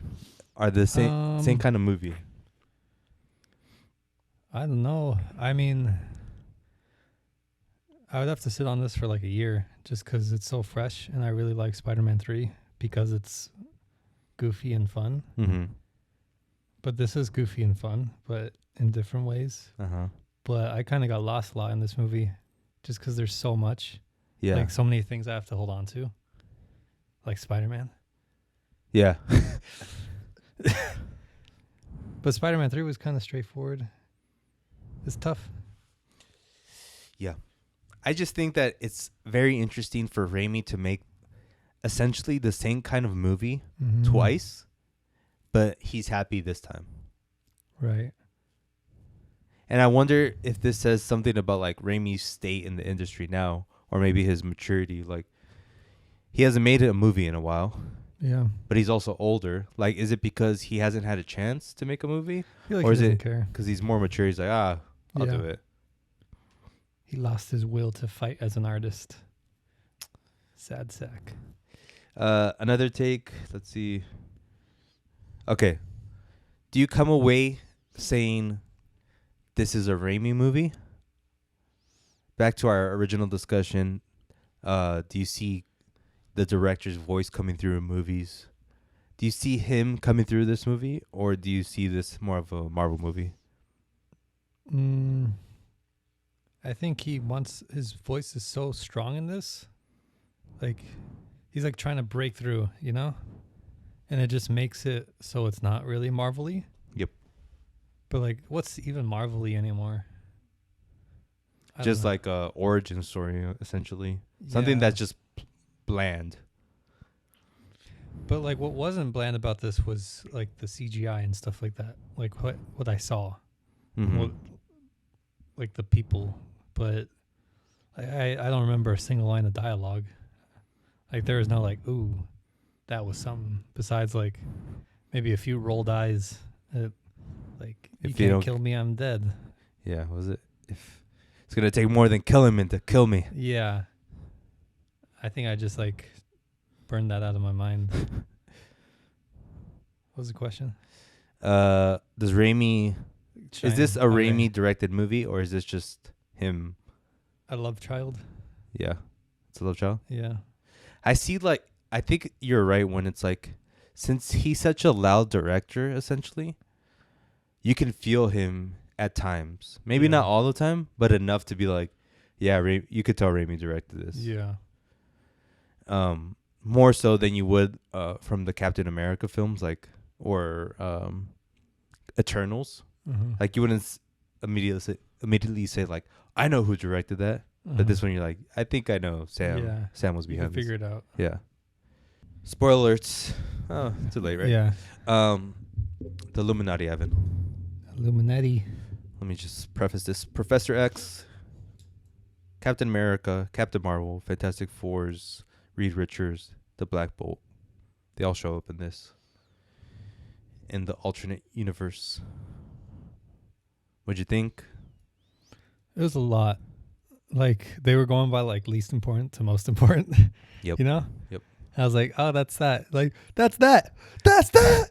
That's that. Like, when John Krasinski showed up, I like could not even understand what they were saying anymore. Because I You're was just like looking at it like, oh. Yeah. I didn't expect it. Like, I knew he was rumored to be attached to direct and star. But this kind of like solidified it, obviously. But I was just so surprised. I could not hear the dialogue at all. I was like, what? That's him. That's Reed Richards. What I want to push back against that idea of this solidifies that he's going to be the next Reed Richards. Okay. One, because spoilers, they're all dead. They all got killed by Wanda. Yeah. Two, this is like the alternate universe, Mm-hmm. and they all died in that. Yeah. So wouldn't it make sense? Like, I guess, There's multiple Doctor Stranges that look like Benedict Cumberbatch. but there's multiple. Lokis that don't look like Loki. There's a Captain Marvel Yeah. that is not Brie Larson. Yeah. So that means there could be. What isn't? I mean, I don't know how multiverse works in. No, I don't know the math behind it. I didn't mean like that. Yes, you did. I don't know how it works exactly in Marvel. I kind of thought it was like there's trillions, infinite universes where every permutation exists. Theoretically, yes. If that's how, Theoretically, well, yes. by my understanding, if that's how it works, then there could be a Reed Richards who already exists that they just Right. haven't talked to in our world.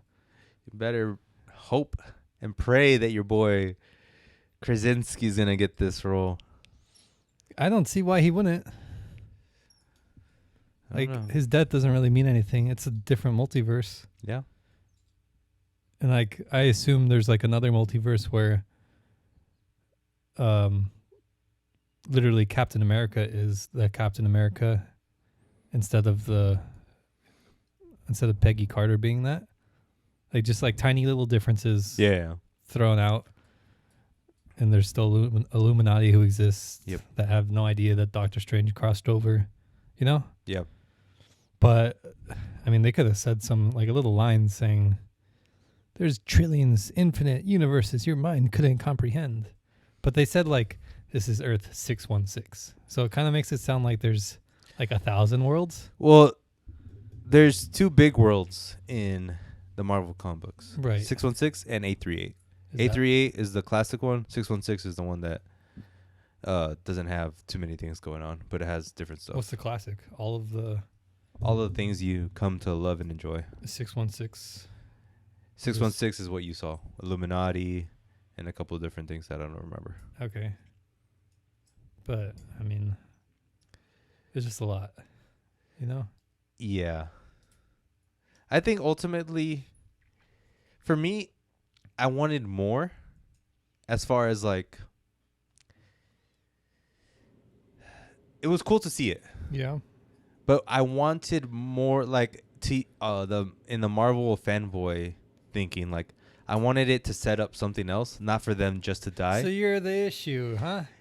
But that being said, I did love how they got killed. Oh yeah. That Finally, we get to talk about this. that was so good. Black Bolt. Oh, man. My God. Just the so gruesome. Yeah, I did not expect that, and shout out to freaking Raimi for that. And then John. Oh my God. He just got shredded into pieces, right? I didn't think he was dead. I thought he would like come back. Right, me too. Okay, not just me. Who else got killed good? I mean the other two. She just got crushed. The other one got cut in half. Cut in half? Peggy Carter. Oh, yeah. With the shield. Yeah. That was like a classic Raimi, like cut in half, and she's like into the camera. Yep. But the first two deaths, they put all their money into that. Good old Black Bolt. So gross. So good. I loved it. Yeah. So good. Black Bolt, a character that I had no idea even existed. And then when he killed Doctor Strange from their universe, Black Bolt with the "I'm sorry." Yeah. I like the sound on that. Sorry. I'm sorry. It's so good. Love it. So good. Anything else with that? Nah. Yeah, like that's all I wanted. Test. Rewatchability. Yeah, one day. It was just tiring. Like Charlie's Theron. That's when I was like, it felt almost like a joke, because it was like so much already, and then like another one of the biggest actresses ever just shows up, literally like the most corny or like obvious line ever, like, "You ruined this, save this." Well, no, I thought she was gonna be like a bad guy, Uh, and when she's like, "You ruined this, and you're gonna come with me to help," and he's like, "All right, baby." all right, wink, wink. He should have gone groovy. Groovy, baby. Groovy from Evil Dead. Oh, Ivan, let's rank this film. I can't. No? I refuse, Adrian. Really? No. Oh. I could, but it would be unethical. 3.25? 3. Damn. But like, it's in its own category of unrateable, I feel. Just because it's entertaining, I know. you know? Yeah. But it's so hard to keep up with, and I don't want America Chavez to exist as that character. Yeah. Like some other, give me a real Chicano. Yeah. Chicano. Hey, man. Pass the weed, bro. It's like Jamaican or something. You're Mexican. How are you messing that up? I'm bad at Mexican accents. It's my one pitfall. I could do very good Everything else. Viking accents, but I'm horrible at Chicano accents, man. See, I go Jamaican. I go straight to Jamaica. Man. Chicano. I give it a 3.75.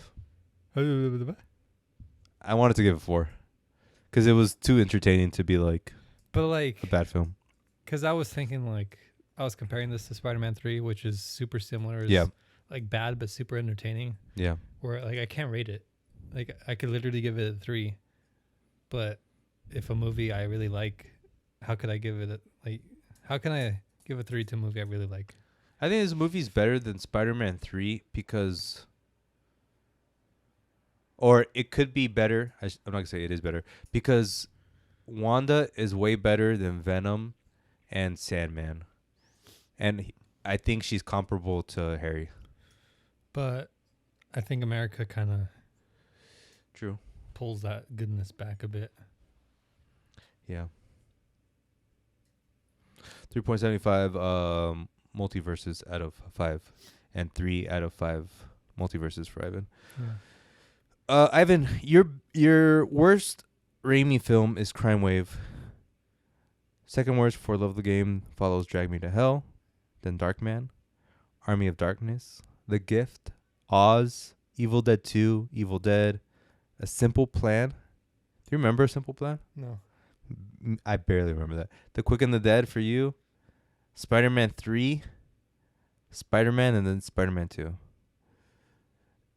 Okay. Where does this rank? Yeah, There's the numbers, or is it in 10? it's in 10, and it'll be way off. So just tell me, and then I'll tell you how close you are to your real ranking. So Is it like better than Darkman? Yes, right? I think it would be like right under the last Spider-Man, just because of my bias. So it's The Quick and the Dead. Do you remember that film? Yeah. It's better than that. Yeah, for me. So you gave Quick and the Dead 8.5, Yeah. and you gave Spider-Man 3 8.5. So this movie's an 8.0 Don't do that. That's not how and up. No, it's between it's between 8.5 and 8.5, I guess, for you. technically, but you're translating into. I know. I think this movie is it's close to Spider-Man 3 for me as well. Drag Me to Hell. I like Drag Me to Hell. So wrong. My rankings are so bad. And according to my rankings, it'd be one of the worst films. It'll be below Oz, next to Army of Darkness. And it's better than both those films. Wow. Yep. Ivan, it's time for a section we'd like to call Things and such. for Avatar. Yes. You excited? As much as I can be. I'll hold my thoughts about it. It looks cool. I'm not hyped up yet. I'm just I'm interested for the CGI. That's that's all I can be. Well, that's why the first one was so revolutionary. Everyone's ready for the 3D craziness of it. And if this one is anything close to that, I mean, it has to be better. yeah. Sorry. If it's better than that, I'm gonna be like, because I thought Avatar, the first one, was like revolutionary, Right. but it wasn't. Because CGI wise, it was. the CGI was, but That's it. you have to watch it at the theater too. Yeah. But also between that and then this one, Marvel completely revved up CGI times a billion. So who knows? Mm-hmm. I saw the Amber Heard performance that you mentioned last week or so. That you're like, you have to watch it. It's so bad acting. It's pretty bad. It's a little scary. She's like, and he beat me. He killed my dog. and I couldn't see. Yeah. And I said, Johnny. And I couldn't see. I was like, The rain was dripping down my eyes like a stalagmite. Stuff like that. That's crazy. But she does have issues, huh? Yeah. Poor girl. Shout out to Amber Heard. She's good. She's all right. Aquaman 2, right? Yeah. Time for a section we call What's on the Telly? Time. Say that again? Winning time. Winning Time. Series finale. So good. Season finale. So good? Yeah. You wrong? I am wrong? No, I'm just predicting your statement. Probably my favorite episode. One of my favorite episodes. Don't think it's that good of a show though. I wish I had more to say. I like it. I really like how real it is with people just ruining their lives. And I assume it's super similar to how it was back then. I don't think they were too out there with the things they did. I feel like if anything, it was just they made the dialogue a lot more movie, TV watchable. They spoofed it up a little bit. Yeah. But I'm very certain the beats are the same. And it's cool to see an era like that, even though it's new to me, de-romanticized. Yeah. Because it was actually not that good. Yeah. A lot of people suffered. There's sexism. There's racism. It was actually probably the worst time ever. You know what? Don't show this on TV. Yeah. But Showtime era, Yeah. you know? Yeah. And I just really like that concept. Yeah. I like that. I like that in theory, but I wish. I don't know. I was really disappointed on it, honestly. I just was always tuned out. I mean, it's no. Even though it's technically like an upbeat show, I think it's probably like one of the more depressing shows out there. So it's hard to be like, this is amazing when like people are not happy. It's literally like not good. Well, Succession wasn't to the like. But that was like It was depressing. These people were like insane individuals that you just love to watch be insane. Like, well, that's what I'm saying. Winning Time can be that. But they weren't insane. They're just like normal people in this I think era. I think Jerry Buss is insane. Not like Kendall or Logan. Like these are different beasts. Beasts. What's like a character that's more flamboyant, or not even flamboyant, just more out there is going to be more entertaining than the normal guy. Well, Jerry Buss is super that. I think he's good enough. He's really good. I think he's the best part of the show. Yeah. I like his moment when he's like walking up and he's kind of like numb because he's like technically not happy. Yeah, I like that idea. That's my favorite part too. It did feel like that it ended, but like he's like, let's do it again. Yeah. And that was a little scary. Like, oh God, Yeah. you could be at the top and still not be happy. Yeah. Even though that's like the first lesson you learn in life, I guess. Yep. But yeah, it's good. I love it. It's a great show. Best show ever. Better than Mad Men. All Better than right. Succession. I watched Happy Gilmore for a goof, All right. and I got creeped out Why? because I realized something. What? A lot of my mannerisms come from my boy Adam Okay. from this movie specifically too. Do a couple. Like, it was weird. I can't really explain it, but I was watching it with my wife, and She's like, this is so you, Adrian. yes, She did that? yeah. Oh, God. She's like, do you copy this guy? And I was like, the weird part about it is like when I was watching it, I could like recite everything word for word. Uh-huh. And I felt like a lot of the things he was doing, I was like, I kind of felt for some reason she was feeling that idea coming to her head. Uh-huh. And I was like, Don't realize it. but I couldn't. I don't know if I was like thinking of it subconsciously. Like, I kind of feel like I act like him. And then she's like, oh my God, do you copy this guy? And I'm like, What specifically? There was a couple scenes where he was just But like, when she said that, there had to be like something like, just like how goofy he was, I think. Like, he was like everywhere. And she's like, that's something you would do. That's something you would do. That's something you would do.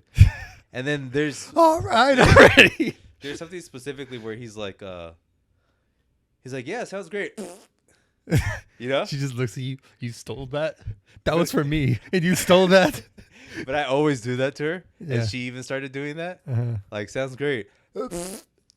Wow. And remember when we were doing that at the hotel? Yeah. And she's like, and I told her, yeah, I got that from him for sure. But it's so weird. I got creeped out. And it just shows you like how things influence. I mean, similar with me and SpongeBob when I rewatched it. Yeah. Oh, okay. Yeah. Now that makes sense. Yes. Yes. I don't think I stole more like the philosophy that he was doing more Right. than like I did steal like some like bits Yeah. in my way, but not like Straight up. I don't think I yeah. No. But I mean, if I rewatch Family Guy, I'd probably get the same. Yeah. Same with like all these movies. I remember when we used to watch, like, we didn't watch Family Guy, but I would just like tune into Family Guy like randomly, and we would just watch Stewie talk, and we would like laugh hysterically. Yeah. I You remember that? Yeah. And we're like, Stewie's so crazy. So weird. But that was like when it first started, Yeah. and I don't think we got any of the jokes. We just Probably thought it was not. funny that Stewie's talking. Yeah. All right, Evan. It's time for a section we call Really Be Bussin'. Oh, Come on.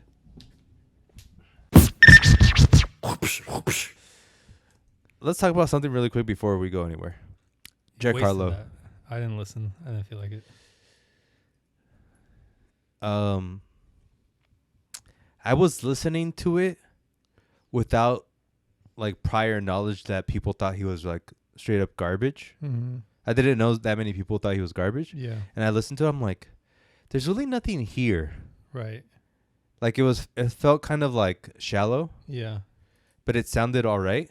Right. Then I heard criticism of him, and I'm like, damn, he is kind of like just nothing there. And it made me think, like, why is there such big push around him? And I think it's all just marketing, and it's not really. He's a good character, persona. But I mean, more like, I think it's more. I think the noise about him is more from like marketing than it is real from like the actual people. Like, I think there's more fans that found him through money than naturally.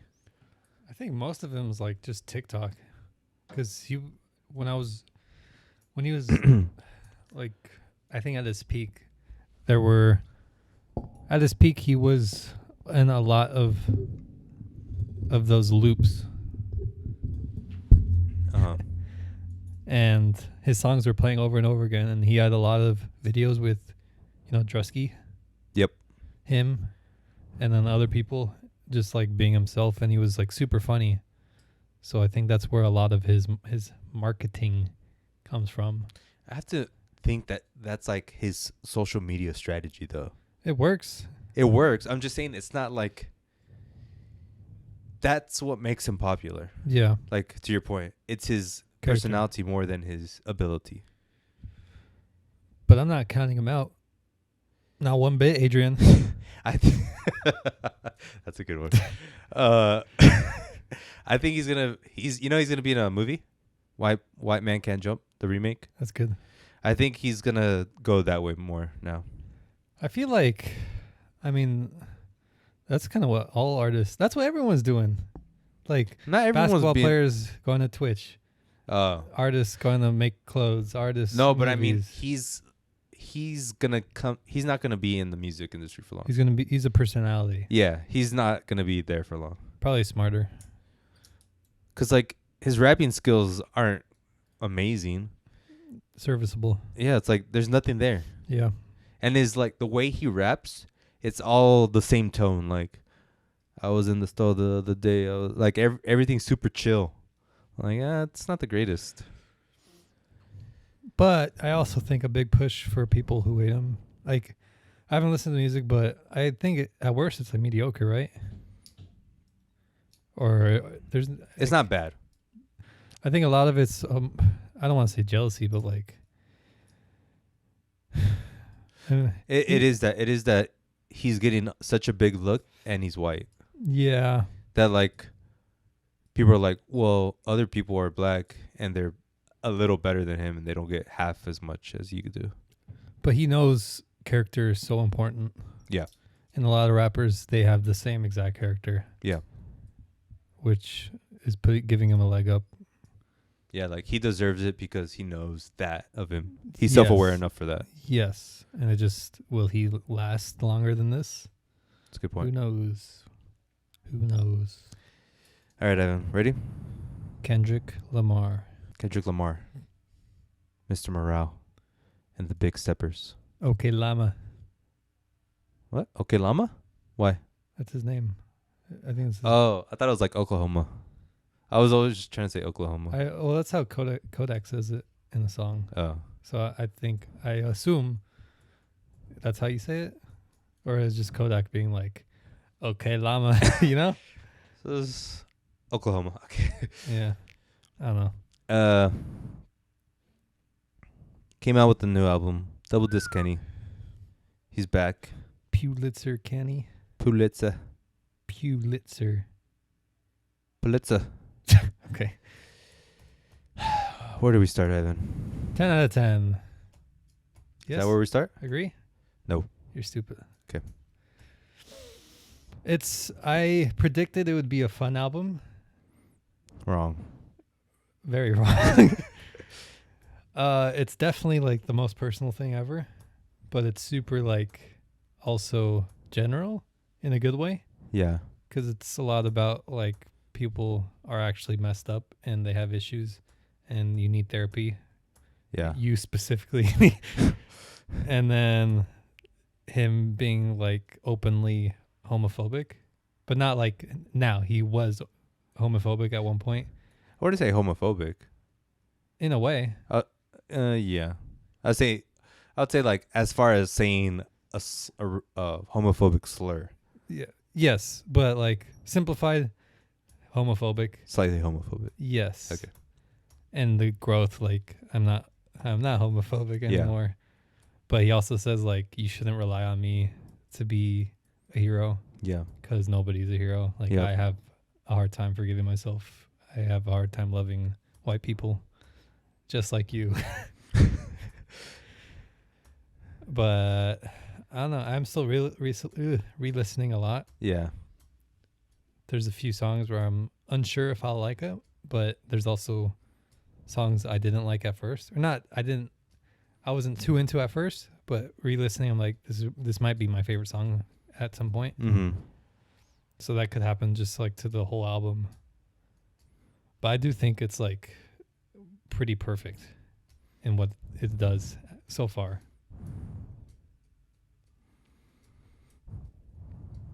I think, okay, yes, it's personal. Yes, it's also not personal. It's ambiguous to like everything. Yeah.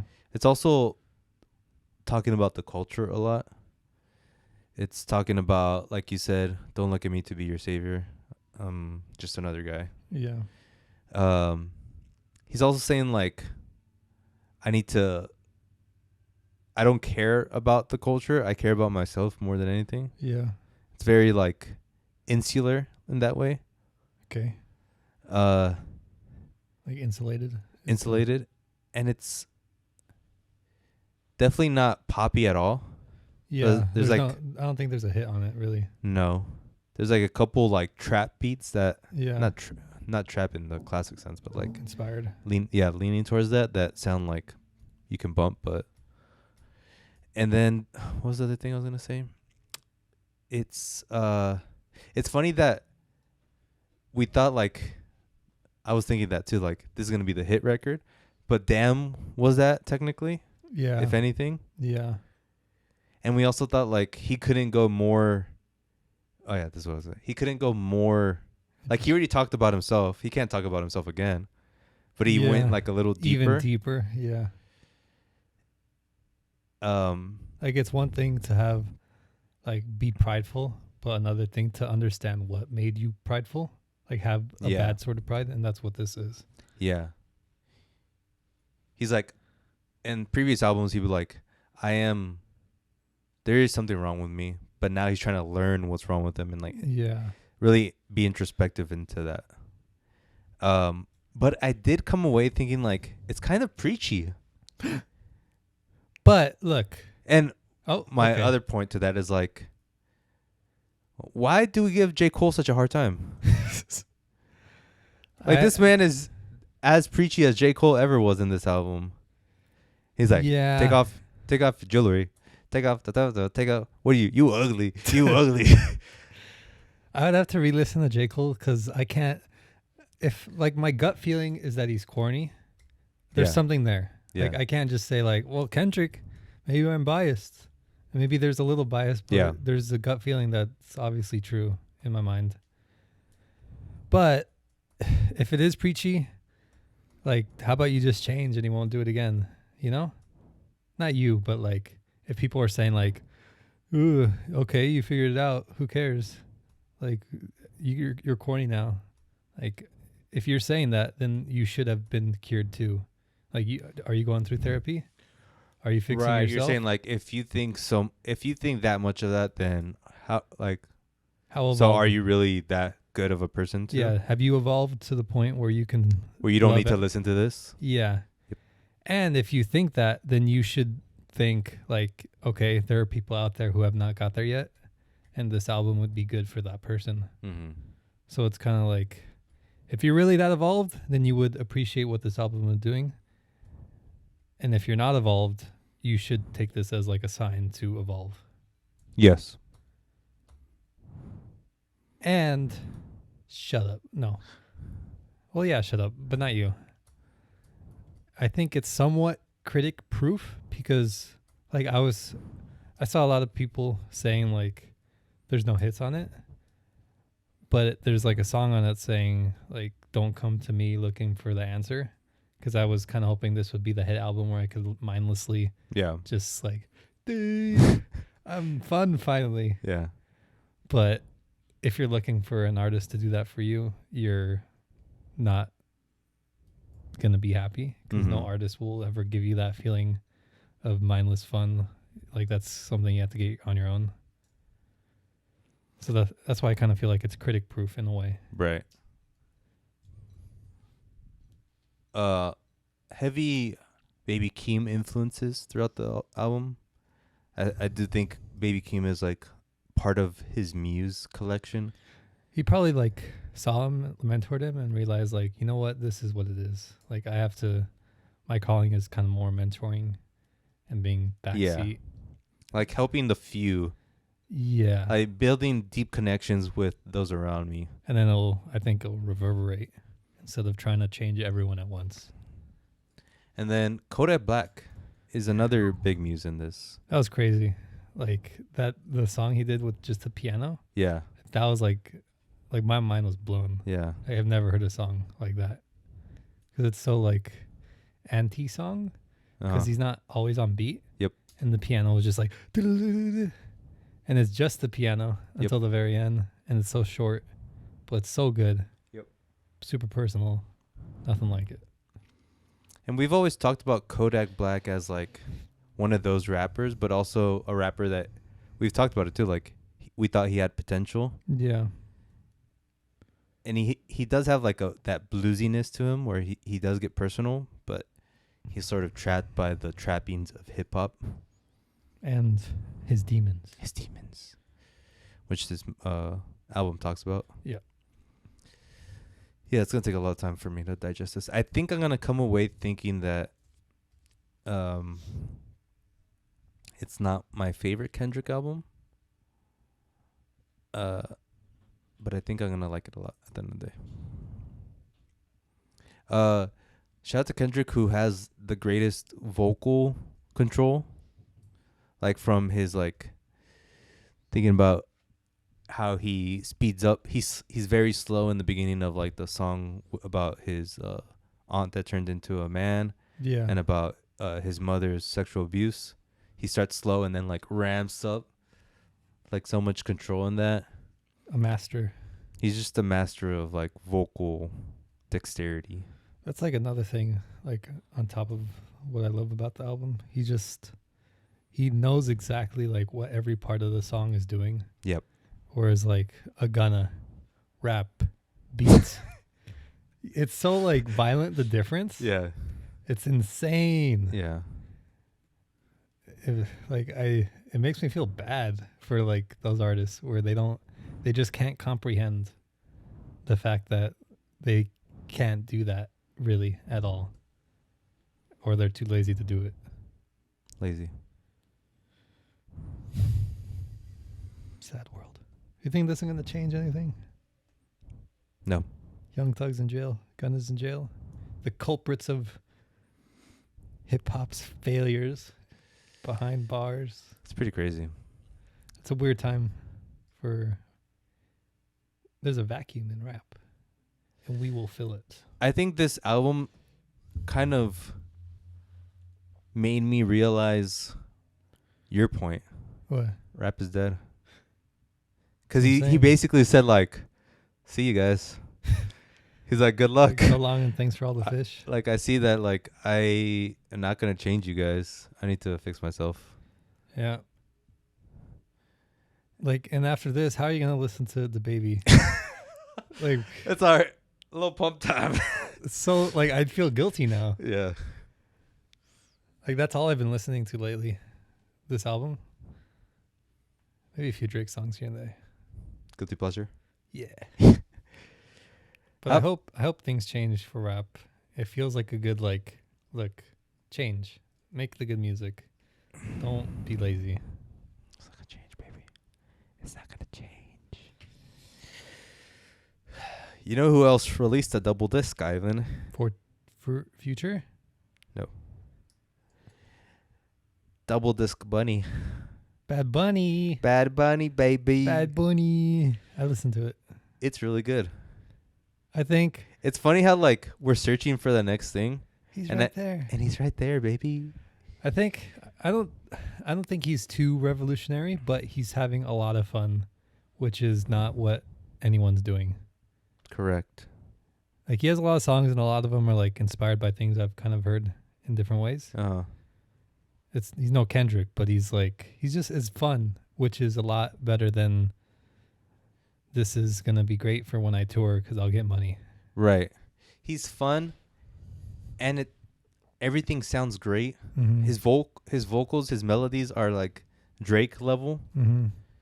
and he's also self-aware, which is big. Like he doesn't wear jewelry. Really? Well, I think he does, but like he doesn't really. Minimal? Yeah, he's just like always dressed like a weird guy, Yeah. like a hipster. Yeah. And his album was really good, and like a bunch of different influences, like Latin influences. There's like on like the third track, straight up like a cumbia or something. I like don't know. merengue. Yeah. Like literally almost like copied and pasted. Yep.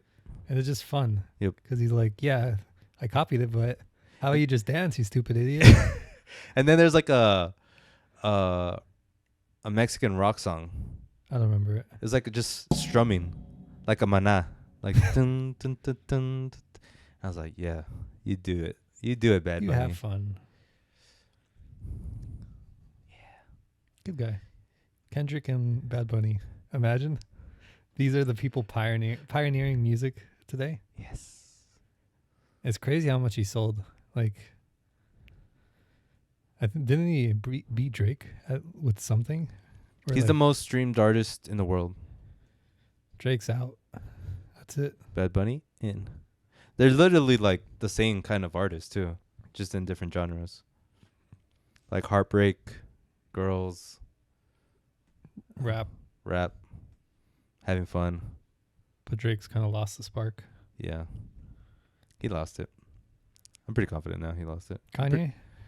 He's gone. Yeah, he's done. I heard a lot of Kanye and Kendrick in the album. Like, Yes.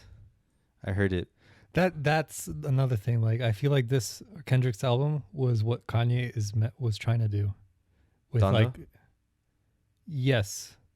With like love everyone sort of thing. But just Kanye has so little focus, whereas Kendrick has every focus in the world. Because it has the same themes of like, just love yourself, love everyone, do whatever, have fun. Not have fun, but Just be better. yeah.